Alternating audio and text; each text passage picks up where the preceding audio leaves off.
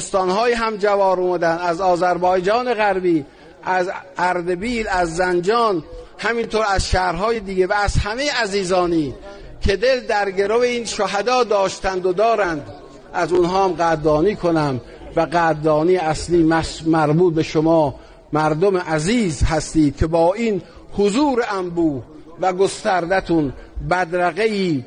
جاودان از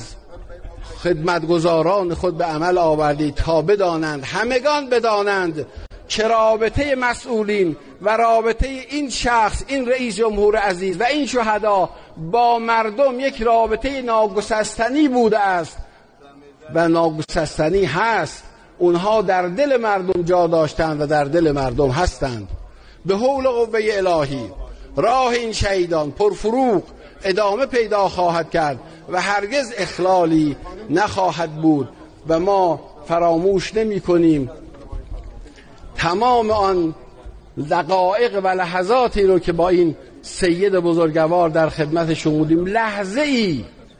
لحظه ای شاید گاهی عزیزان چندین نوبت در روز میشد که ایشون با بنده تماس میگرفتن، دستور میدادن راجع به تک تک مسائلی که به مردم مربوط میشد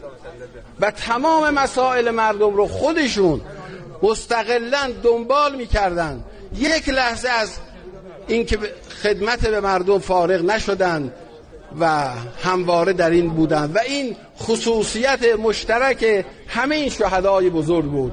انشاءالله که راه اونها همیشگی و جاودان باشه و ما قدردان این شهدای بزرگمون باشیم.